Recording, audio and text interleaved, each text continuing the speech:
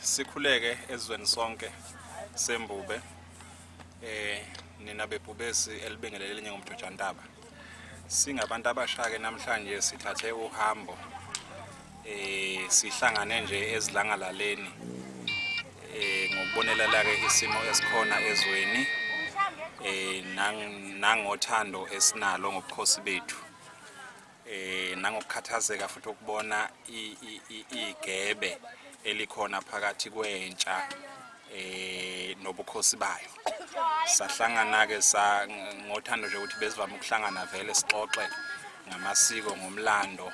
kwase kuthi ke mase kufika kulesi sigaba sokuthi ke kumele kubekwe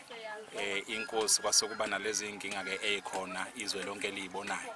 Sasibuza ukuthi ke igalelo lentsha konje lithini uma sekufika ezintweni enjena. Saseke sinqumo ukuthi cha intsha ayibe nezwi akuvamile ukuthi kubonakala intsha ihamba phambili, kodwa masibuke emlandweni sakuthola ukuthi intsha yakwazi ukuthi ke ivele isupport noma isekele ubukhosi noma isekele amakhosi ingabi nje sesixukwini. Cha nathi ke siphumela obala sathi ke umlando nesiko umhlokombane nomntana nenkosi bakhombile ukuthi ke isihlalo sobukhosi Kwakhangela sasithi ke nathi asizoqinisekisa ukuthi sazi lokho futhi ke siyimisela ukuthi sikusekele lokho. Sekuningi ke esixoxileke ke siyintsha osekuvele kwagibela phezulu kwakho lokho ukuthi ke intsha ingabezelani ubukhosi bayo. Maningi ke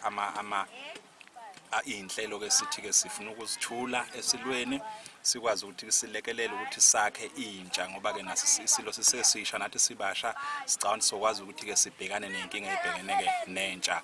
kulo lonke leli ke lesizwe. Uthinte enye indaba esasiqale ngayo nje ukukhuluma ke sike sakhuluma ngolimo kakhulu indlela esibona ukubaleka ngalo sagcina sitheke shenge uma ubheka Ingilande uma ihambisa umkhosi wayo wokucolonize abantu befika bahlule empini masiqeda ukubahlula empini ingasho ukuthi sekwenele ize ithi asicime ulimi lwabo sicime inkolo yabo sicime uNkulunkulu wabo ngoba bazi ukuthi umunqoba umuntu awugcina ukumnqoba empini kuphela kumele ugcine umnqobe nakulezi ezinye izinto. Thina ke endle emnyama sivama ukungakunaki ukuthi ukubaleka kokuthi uma uhlule umuntu kumele uhlule nolimi uhlule nenkolo okuyikhona okushaya isigxivizo sokugcina ukuthi umehlulile. So ke ulimi lwesizwe silubona lubaleke ngalendlela yokuthi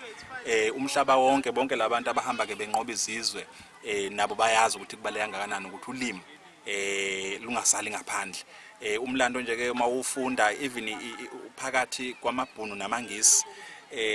sebehlangene kulokho abakubiza ngeUnion of South Africa impi eyayilwa amangisi efuna ukucisha isibhunu namabhunu elwelithi singacisha inkulu kabi. Ingakho namhlanje mawubuka emaphepheni noma uyovuselela ilicense yakho kubhalwe ngesingisi kwabhala ngesibhunu ngoba kwakuyimpi eyayilwela ukuthi izilimi zabo zingapheli bobabili. So ke nathi ke imbube yakhuluma kahle ukuthi kumele kugadwe sikwazi kahle njengabantu abasha ukuthi ke njengoba lusiphunyuka nje ulimi akusho ukuthi silahlekelwa izinto zokuxhumana kodwa silahlekelwa ubuthina silahlekelwa amandla ethu silahlekelwa yiwo wonke nje umbuso uma kulimi lingasekho ngoba uma uhamba nje uthi nani nobukhosi kudala shenge obacisha ngabelungu bafike bebuza ukuthi nani khuluma luphi ulimi nani gqoka kanjani yini imkhosi yenu. So uyabona ukuthi awukwazi ukuthi ungayisizwe kodwa ungakhuluma ulimi lakho. Indaba enkulu impela nje kumele sihlalele phansi even nasezikoleni sazi ukuthi ke imapha amagalelo esingawenza njengentsha ukuthi ulimi luvikeleke. SiwuNongoma kumele sishawe ngamahloni amakhulu mase kuza kuleyo ndaba. uNongoma isizinda sobukhosi igodlo zesilo eziningi zaso zikwaNongoma.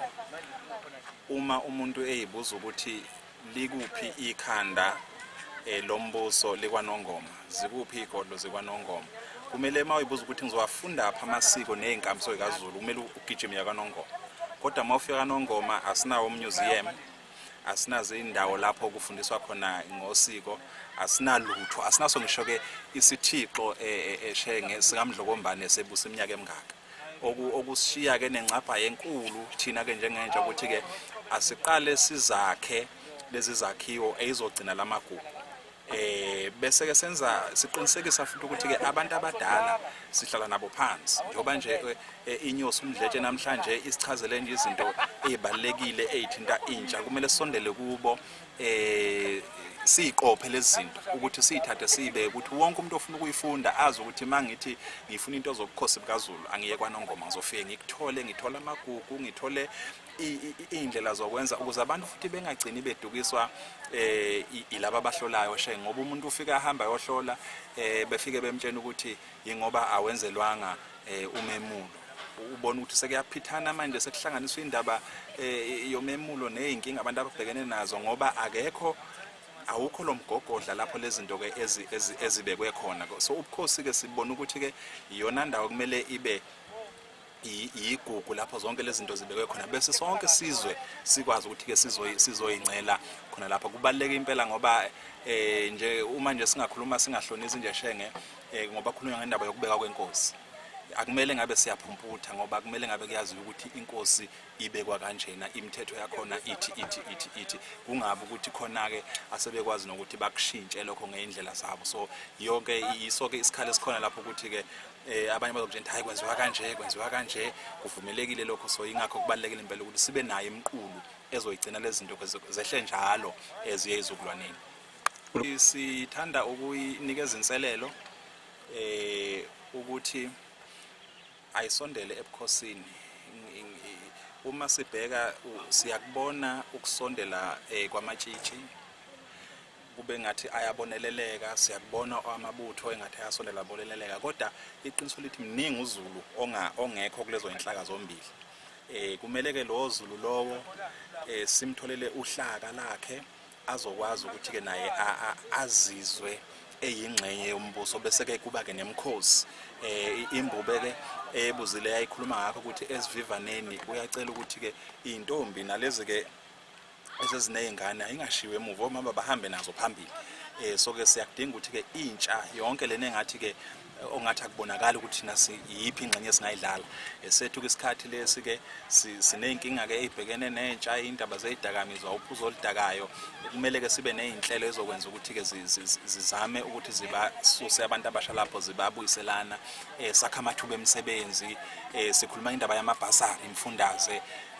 thina njengoba besixoxa nje shenge sihlela ukuthi uma imbube isinikeza imvume sizoyithatha intsha ikomiti lihambe liye kuRoyal Bafokeng ebukhosini bakhona sibabuza ukuthi nenza kanjani ukuthi ke banemfundaze lapha yana ubukhosi bakhona bukhonile ukuthi bakha ama-ground bakhe izinto ezinkulu zesizwe kumele sihambe siyoncela ulwazi ukuthi yini bese ke siyabuya futhi ke siyilethe lapha lento ukuthi siqale sizenze elokugcina ke shenge ngathi ke esinye isikhala esikhulu esithinta ipolitiki uZulu akanalo izwi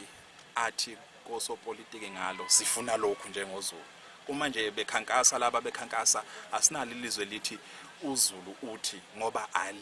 asikho isigungu sentsha esimele uZulu iyo lento ke sifuna ukuthi ke intsha ayihlangane